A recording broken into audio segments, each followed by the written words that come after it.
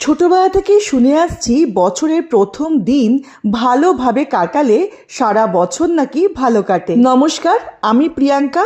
আমার নতুন আরও একটা ভিডিওতে সবাইকে স্বাগত জানাই। 1 জানুয়ারি মানে বছরের প্রথম দিন সকালে ব্রেকফাস্টে বানিয়েছিলাম গরম গরম লুচি, সাথে ঘুগনি। রসগোল্লাটা কেনা ছিল। ব্রেকফাস্ট সেরে রেডি হয়ে প্রায় দুপুর 1টা নাগাদ বেরিয়ে পড়েছিলাম। লাঞ্চ করতে গেছিলাম এক্সপ্ল্যানেডে। নাম শুনে কলকাতার কথা মনে হচ্ছে, কিন্তু এটা কলকাতার এক্সপ্ল্যানেড নয়, এটা ব্যাঙ্গালোরের একটা রেস্টুরেন্টের নাম। এখানে চলছিল বিরিয়ানি ফেস্টিভ্যাল। ভেতরের ইন্টেরিয়ারটা একদম সিম্পলের মধ্যে খুব সুন্দর ছিল।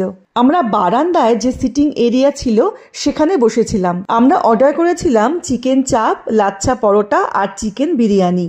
কলকাতা স্টাইলের এই বিরিয়ানিটা এরা সবসময় বানায় না, শুধুমাত্র ফেস্টিভ্যালের জন্যই বানিয়েছিল। তবে ফিডব্যাক ভালো পেলে পারে এরা পাকাপাকিভাবে মেনুতে এটা অ্যাড করে দেবে। আমাদের কিন্তু বেশ ভালো লেগেছে, আর পরিমাণটাও অনেকটা ছিল। 3 জনের ভালোভাবে হয়ে গেছিল। শেষ পাতে ছিল ফিরনি। খাওয়া দাওয়া সেরে আমরা বেরিয়ে পড়লাম আমাদের পরবর্তী গন্তব্যের দিকে। সারা শহর জুড়ে এই ফুলগুলো ফুটে রয়েছে, দারুণ লাগে দেখতে। আমরা গিয়েছিলাম রামকৃষ্ণ মঠে। বছরের প্রথম দিন চেষ্টা করি এখানে আসার। চারিদিকে নানান রকম গাছ দিয়ে খুব সুন্দরভাবে সাজানো গোছানো ছিল।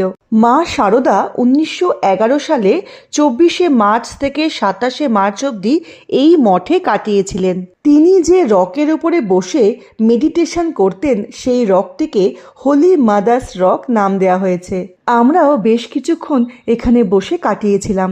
আগের কয়েকটা বছর তো আমরা হায়দ্রাবাদে ছিলাম, তখন আমরা হায়দ্রাবাদ রামকৃষ্ণ মঠেই যেতাম। এবার এখানে এসেও খুব ভাল লাগলো। ভালো একটা সময় কাটিয়ে আমরা বেরিয়ে পড়লাম আমাদের পরবর্তী গন্তব্যের দিকে।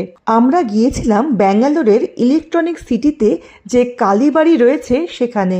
ভেতরে ঢুকে প্রথমেই আমরা মায়ের দর্শন করলাম। এখানে প্রত্যেক দিন সন্ধে 7টার সময় আরতি হয়। আরতির পরে সবাই মিলে মায়ের ভোগ খেলাম। বছরের প্রথম দিন আমাদের খুব ভালো কেটেছিল।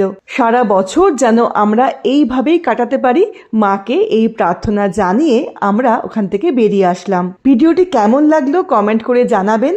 ভালো থাকবেন। নমস্কার।